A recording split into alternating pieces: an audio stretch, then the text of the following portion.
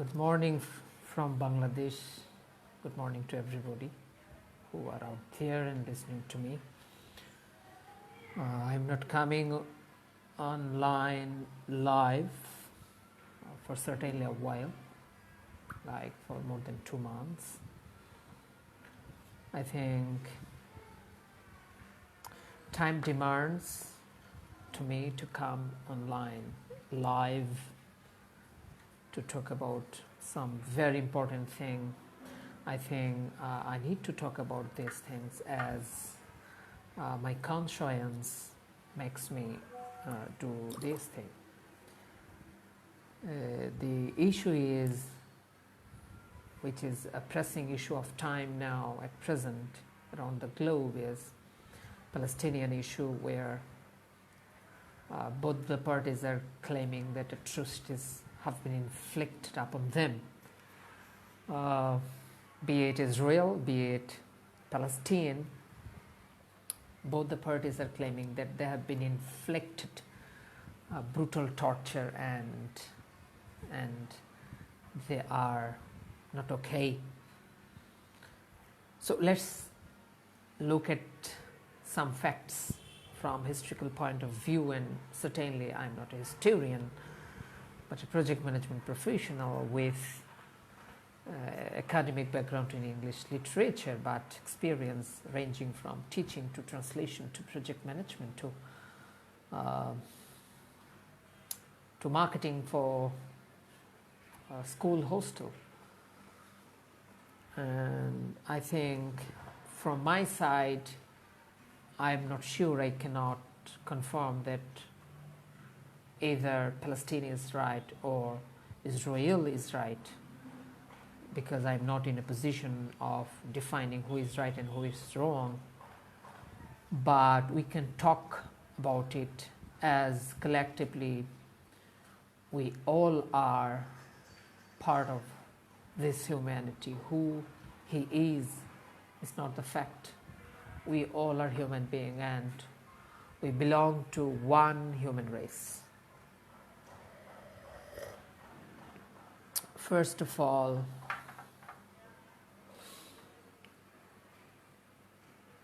I would encounter one question. Are we one? Means Muslims and Jewish people, are we one people? Straightly, to answer to this question, my answer is very straight. We are one human being. Number 1 point. Number 2, we have another connection, and that is we all are the sons and daughters of Abraham. So in terms of that dynastic relation, we are also the same people. Number 3, we are living in an age of pressing needs of climate change, risk management, of managing the financial economical pressure that has been inflicted by the moral atrocity inflicted upon Ukrainian people by Russian oligarchs, Russian Hitlers.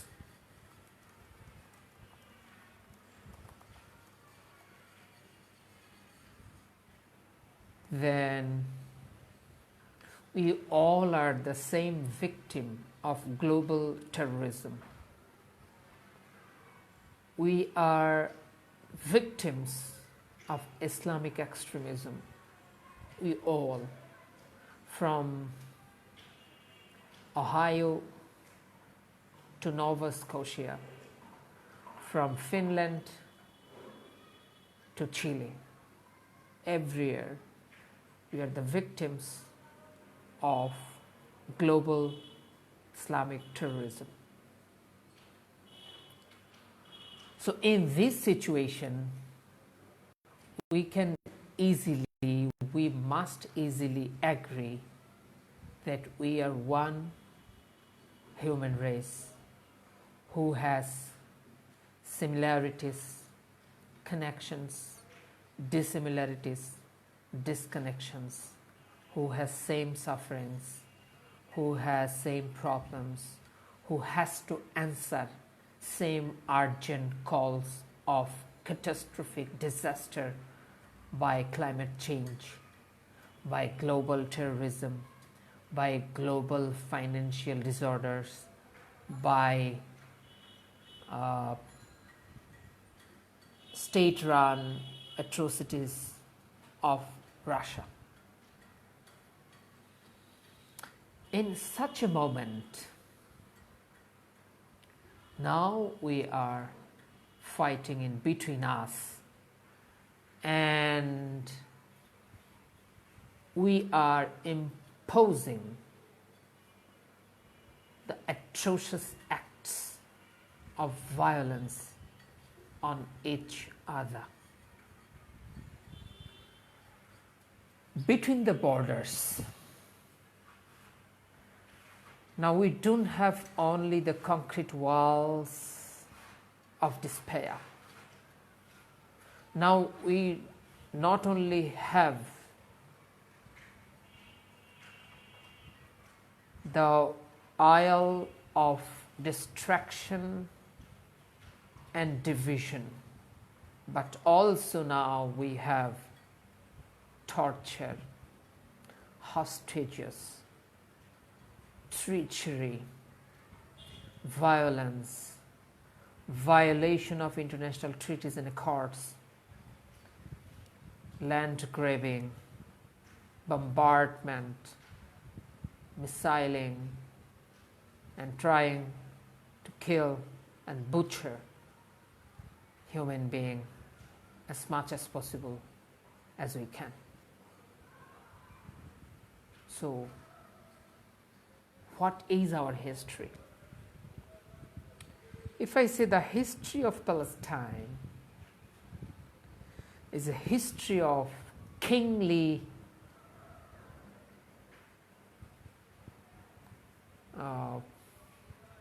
charioting of kingsmen, the history of Palestine is the history of prophets, the history of revelations, the history of prophetic marches on holy days, Holy. The history of Palestine is the history of majestic ruling of King David. But at the same time, the history of Palestine is a history of brutality inflicted upon Palestinian people by some kings.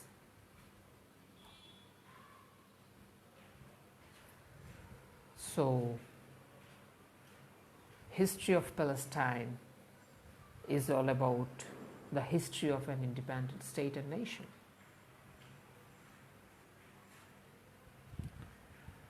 Now, when we talk about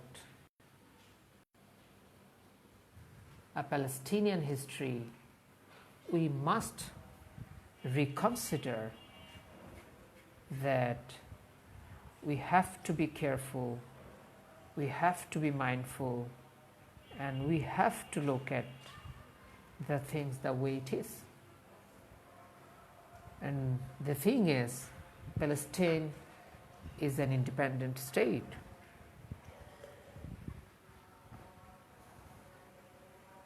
But we have to agree that every nation, every state has its own way of history making, nation building. And that's why throughout the passage of history, many things could happen. And it must happen. If it doesn't happen, a nation cannot be a nation, a state cannot go forward. Hence, there is the history of, or the story of, the arrival of Jewish people from Egypt.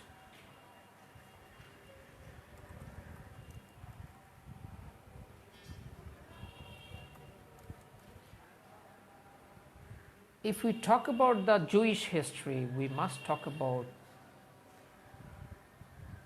the birth of Moses.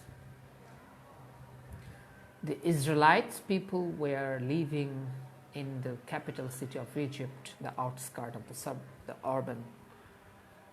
And eventually the king Pharaoh had dreamed that a young boy from an Israeli community will destroy his kingdom. Now he is ordered to slaughter every single newborn babies upcoming from that day to be killed. And eventually he has formed and deployed armies to check household by household, check woman by woman, and make sure that all the boys newborn are killed. Eventually Moses got birth, and his mother anyhow managed to throw him in the waters of Nile in a basket. The king, Pharaoh's wife, was taking a bath or a seaside rest or riverside rest by the bank of the river Nile, and she found the box, and she found the boy.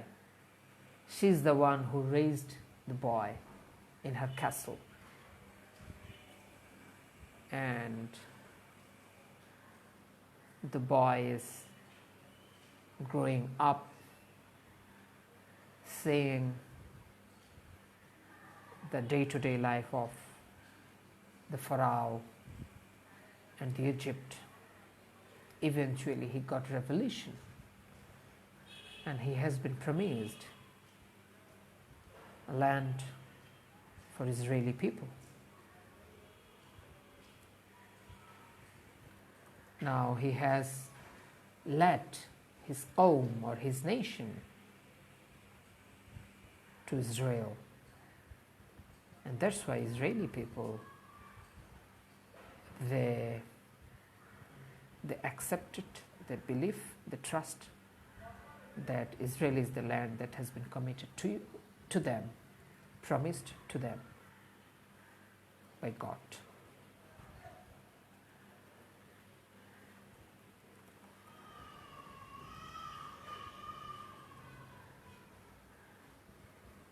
So they started living there, but it's true that many atrocities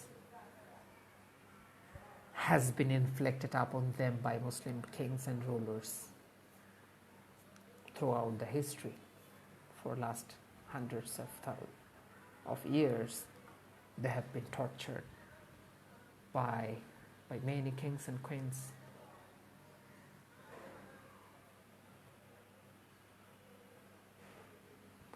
Now let's start with the most recent atrocities inflicted upon the Israelites, the Jewish people. Hitler came to power in 1930s in Germany, and he has ordered mass slaughter, destruction, and death for the Jewish people. And Jewish people were running for safe passage everywhere in the world, in every possible direction, to find refuge. And we cannot deny the fact that they have experienced gas chamber, forced labor, forced death, death in family,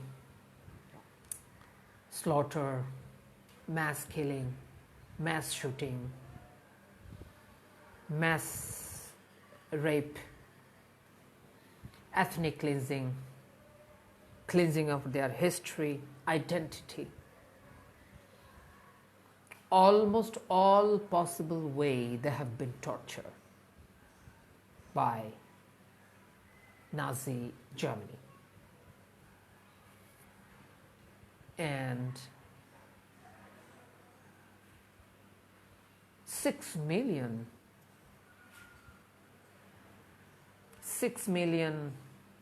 Jewish people have been killed brutally, which is catastrophic in a sense, and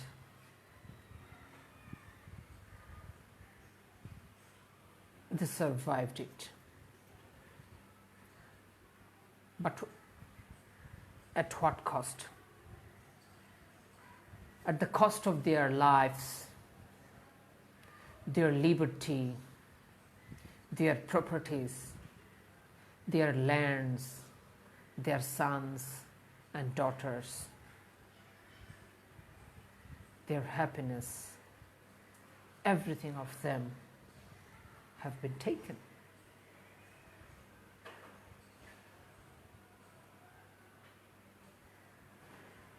Eventually the world leaders has come to agree to establish a piece of land for them, a country for them. Eventually in 1948 we got the Balfour Declaration, which has allowed the Israelites people, the Jewish people, for a piece of land in Israel or in the then Palestine. My question, is it a crime by Israel? No, it's not a crime. But it was a political decision which is agreed by all the parties relevant to the pact. But Arabs never ever accepted the existence of Jewish people, and they inflicted two Arab-Israel wars on them, which is an important trajectory to keep it in mind, that you imposed war upon me 2 times. Now, how should I accept you as my friend?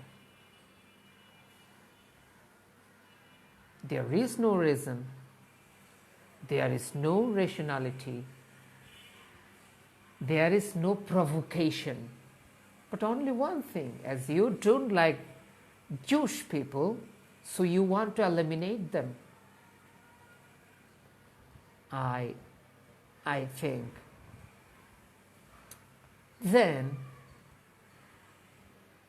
only one reason is here: you don't like me, so you want to kill me. Now you are expecting that I'll stretch the hands of friendship to you. I think that is the wrong thinking. That needs to be corrected.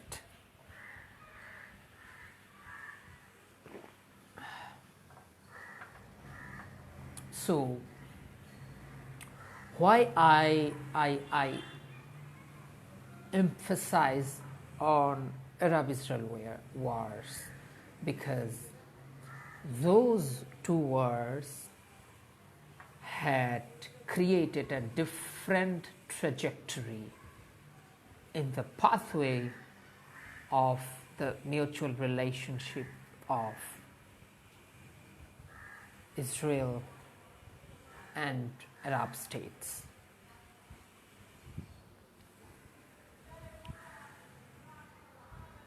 So when we talk about Palestine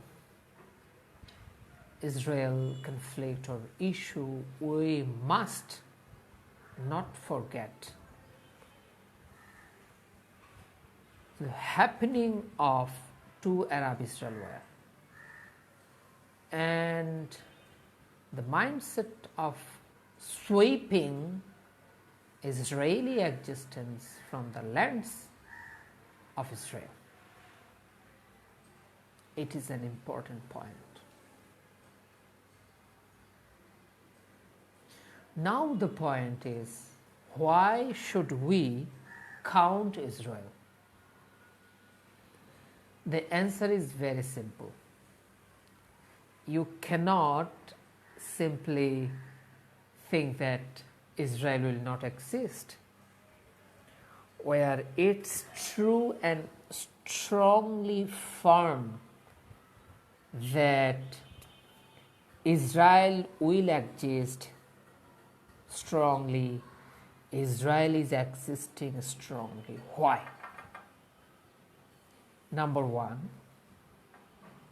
Israel is a democratic state. I am not supporting Israel. I am not against Israel. I am analyzing the facts. Israel is a democracy where political parties contest in nationwide, fair, and internationally accepted general elections,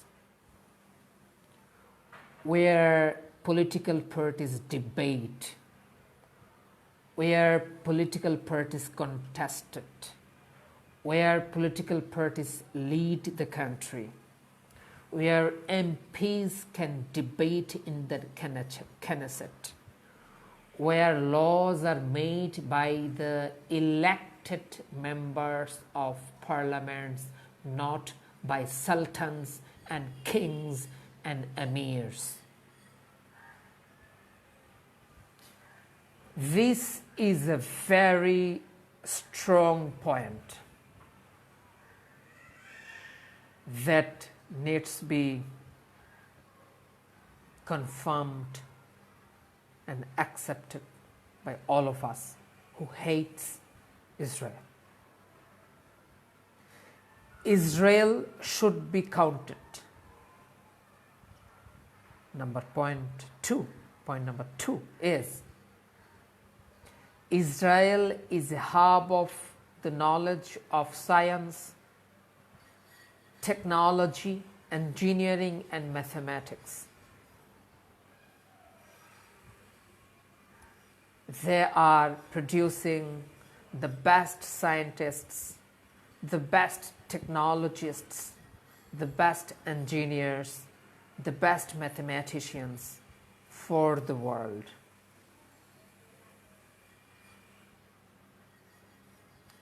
They are the most educated nation in the entire world.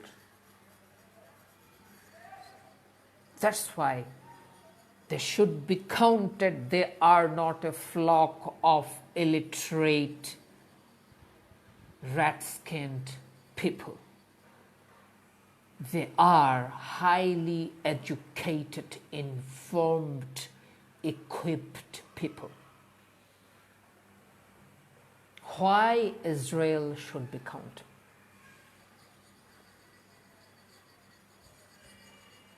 Israel allows people to talk where human rights are protected, women rights are protected, children rights are protected, rights of persons with disabilities are protected, labor rights are protected, rights of gender diverse people are protected.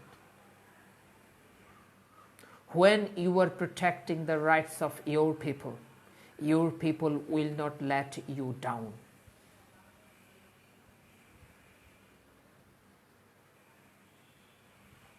Now, what about Arabs? What about Arabs? Number one, this is 2023, 18th of October of 2023, Christian era. There is no single Arab state where fair elections happened or even democracy exists. When there is no democracy, there is no true empowerment. There is no true participation of people. There is no real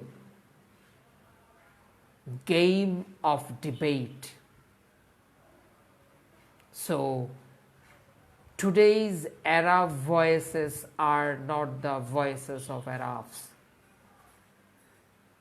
The voices we heard, the voices we are hearing, the voices we will hear are the voices of kings, the voices of emirs, the voices of religious leaders, the voices of khalifas, the voices of sultans, the voices of princesses, the voices of what I say? Sultans, but not the voices of people. Because Arab states are not ruled by people, they are ruled by families. This is number one weakness of Arabs. Number two, in terms of science, technology, engineering and mathematics, till the date, Arabs are simply sitting and consuming the money they earn from the selling of oil. Till the date they think there will be someone else who will save them, where you need education, you need science, you need technology, you need engineering, and you need mathematicians to contribute to your country. Number three, Arabs don't allow to talk and practice human rights, to protect and promote human rights. They denied human rights again and again and again and again, and they will do it as long as they can. Women rights, they have failed significantly morally to protect women rights and promote women rights, because they think women should be the slaves of them forever. They enslave children. They have failed significantly to promote and protect the rights of children, the rights of persons with disabilities, the rights of gender diverse people's groups, the rights of the people from other religions. They have failed, they are failing, they will fail because they don't intend to protect and promote human rights, women rights, rights of children, rights of gender diverse people, rights of the people other religion and other beliefs and trusts and political convictions. This is a big weakness that is making them failed and fragile. And they will be failed and fragile forever when there is a question of conquest over Israel. I'm not supporting a war, I'm not proposing for another war between Israel and Arab, but when it comes to the point of talking about the qualifications of the nations of Jewish people and Arabs, we must agree that there is a significant difference between two nations where we cannot claim that Arabs are the good human being. I must not say that Israelis are the good human being, or I am not saying that Israelis are the bad human being, but I must say that Arabs are not good human beings. But Israelis doing their best to protect the political rights, the rights of women, folks, the children, the rights of the gender diverse people and other groups of people in their lands who are living there. Even the Palestinian Arabs who are living in the territories of Israel, they can vote. They have Palestinian MPs in the Knesset. That is the superiority deserved by Israel. So Arabs should reconsider them. Now let's come to the point of statehood of Palestine. When I talk about the statehood of Palestine, I really feel bad for these people. Because the Palestinian leadership has failed to understand what a nation is. I'll talk about it later, but let me talk about statehood first. To my understanding, Palestinian leadership has failed to even conceive the idea of statehood, what a state look like.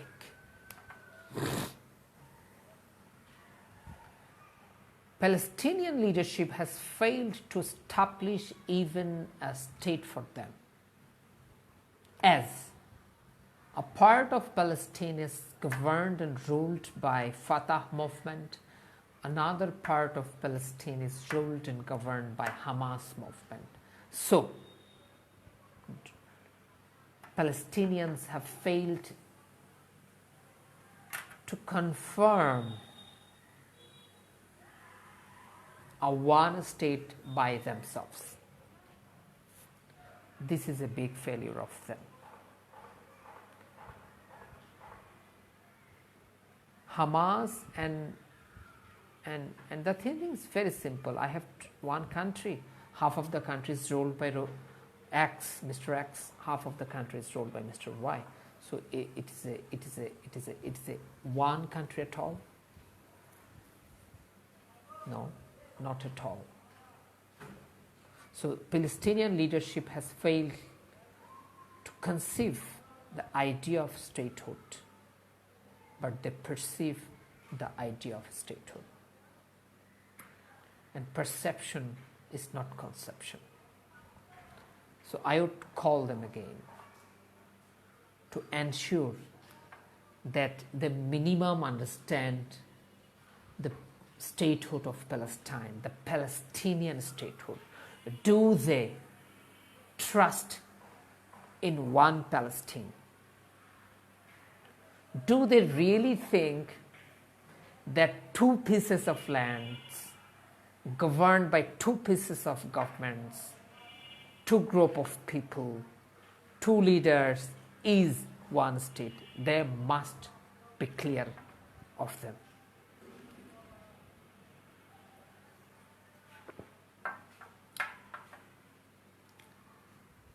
My next point is, do the Palestinian people really understand what a nationhood is? When they talk about Arab nationalism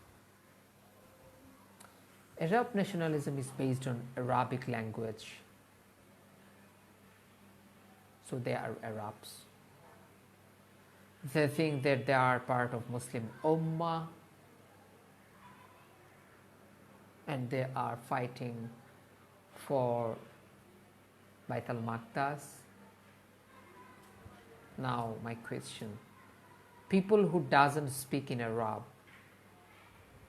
Arabic, living in Palestinian territory, what about their nationhood? What is their nationality? Who are they? So Palestinian people has failed to understand nationhood. Let me give an example. In India, there are 3,000 languages people speak. But one nation, they trust that whatever your language is, your nationhood is Indian. So the Indian nationhood is not on the basis of religion and language, where Palestinian people conceived wrongly, permanently and firmly, absolutely, that if you are a Palestinian, you must be Muslim, you must be Arab speaking, and you must fight for the occupation or ownership of Bait al-Maqdas or Masjid al-Aqsa. When your nationhood is centered with the holy site of a specific religion, can you really claim that you are inclusive enough to hold the other nations and their identity and their existence within the boundary of your idea of nationhood? Can you really think it practical and acceptable and inclusive? I don't think this is a fake thing. So it's high time for the people of Palestine to idealize the concept of nationhood. What is their nationhood? Are they Arab? Do they believe in the nationhood of Arabic nationhood on the basis of Arabic language? Do they consider themselves as Islamic or Muslim nationhood on the basis of centering the belief of ownership and occupation of Bait al-Maqdas or Masjid al-Aqsa?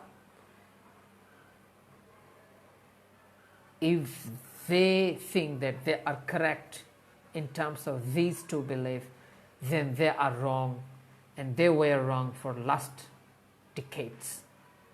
So they are suffering. If you don't accept me, how can I accept you?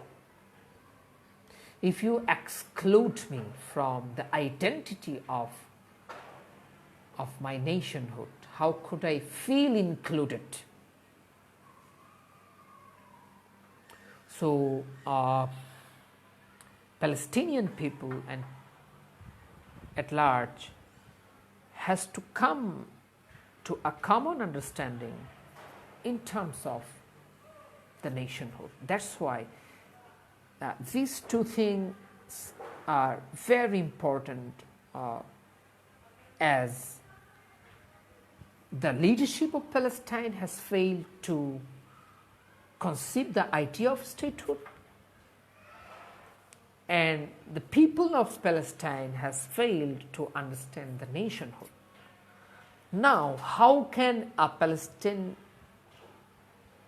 an independent Palestine state be built on the basis of nationhood, where people has no idea of nationhood and the leadership has no idea of statehood?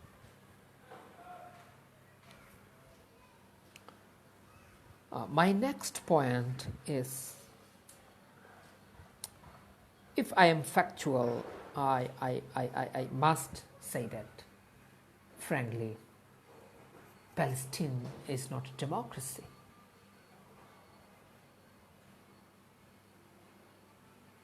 Where there is no elections, inclusive elections, participatory elections.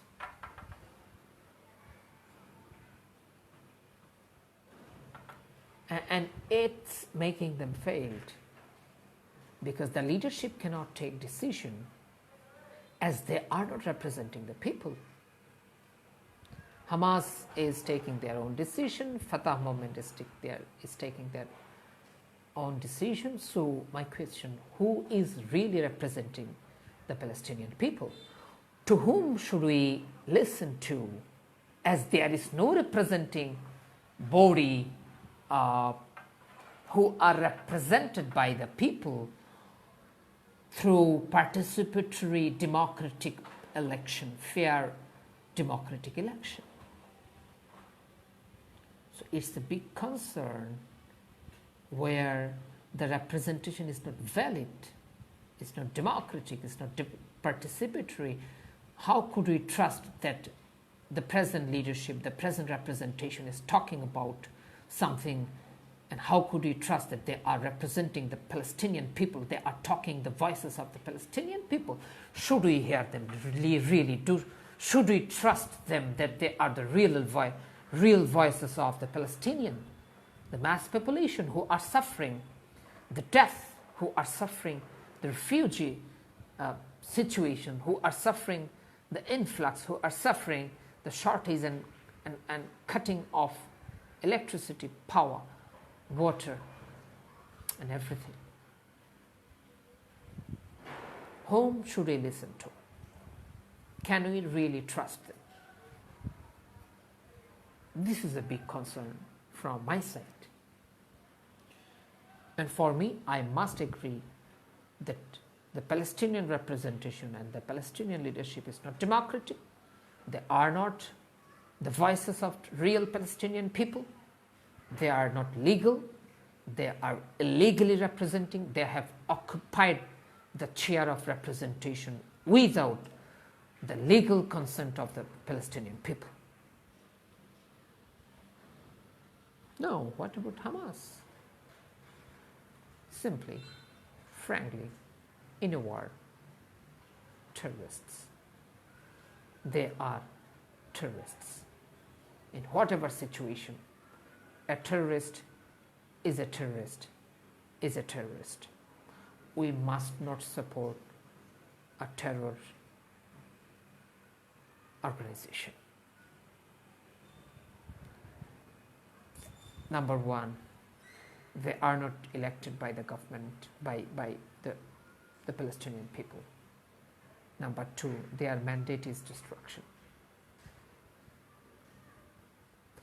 They are not legitimized by international community. Every time they take the path of atrocity, they take the path of hostaging, they take the path of mass killing, they take the path of terrorizing people. And terrorizing people is not a solution. If you want to build a nation, you have to understand your people. You must represent your people through participatory election. If you are inflicting terrorism, if you are inflicting mass killing and destruction, you are not the party of a solution. You are the actor of violence and horror and terror. So to me, Hamas is a terrorist organization. They must be annihilated. They must be eliminated. They must be destroyed. They must be unmanned and unnamed from the soil of the world. This is our collective responsibility. We must support rights and protection of Palestinian people. We must support rights and protection of Israeli people, because they all are human beings. They all are the same. Solution is not destruction. Solution is dialogue. Solution is peace. Solution is ceasefire. And we must not support Hamas. This is a terrorist organization, and a terrorist organization must not be supported, must not be sanctified, must not be rectified, must not be represented. and for me. The future of Palestine is Palestinian people should understand the nationhood. The leadership must be represented. The leadership must understand statehood.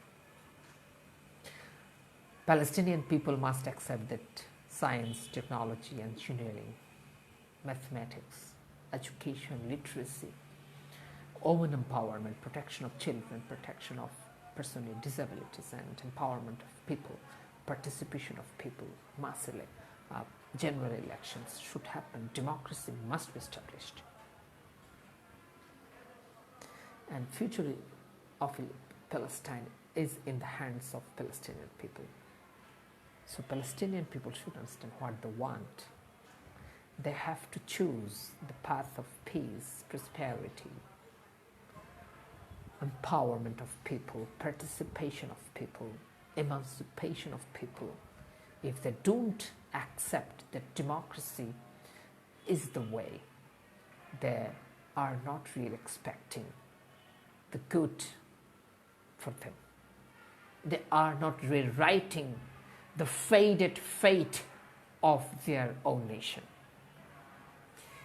They have to succumb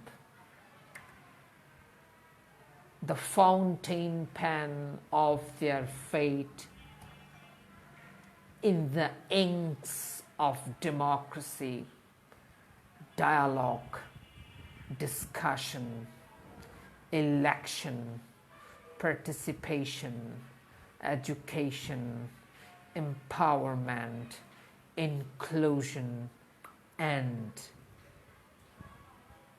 togetherness with other people.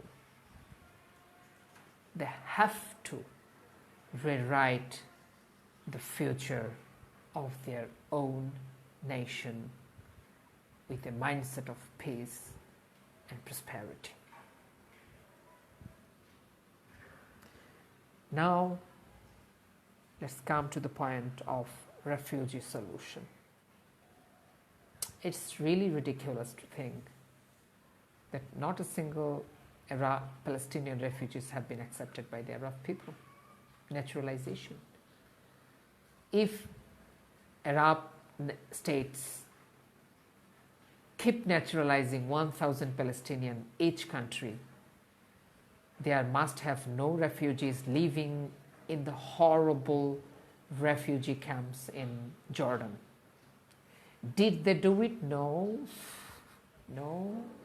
They did have crocodiles cry for last 8 decades, but they didn't give refuge or they didn't naturalize Palestinian refugees from the camps of Jordan. Still now they are living the horrific camp setting in Jordan. That's why I must say that the Arab leaders are fake. Their expressions are fake. Their feeling for the emancipation, true empowerment of the Palestinian people is fake. So I am proposing the naturalization of Palestinian refugees in Arab countries. They can do it. If they really, really love Palestinian people, they can do it. But they are fake, they will not do it. They didn't do it. So Palestinian people should not accept that the solution to their problem is not the problem of us. They have to seek their own solution the way collective humanity wants it.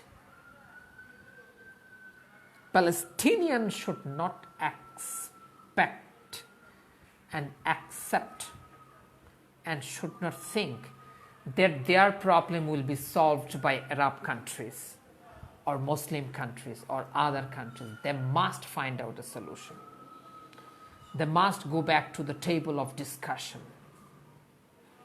They must think about their own nationhood. They must rely on their capacity. Now, this is their time to revalue what capacities do they have and how can they achieve the nationhood of their own Palestine. A Palestinian solution can be a final solution for a Palestine. Thank you very much. Let us all pray for the people of Palestine and for the people of Israel. Let us pray that Israel should be rich and peaceful. Let us pray that Palestine should be rich and peaceful. Let us pray for both the countries, for their peace and prosperity and progress. Let us not hate. Hatred is not a solution. They all are our brothers and sisters. Let there be light. Let there be peace. Let there be a solution. No more hatred. No more division. No more war. No more hostages.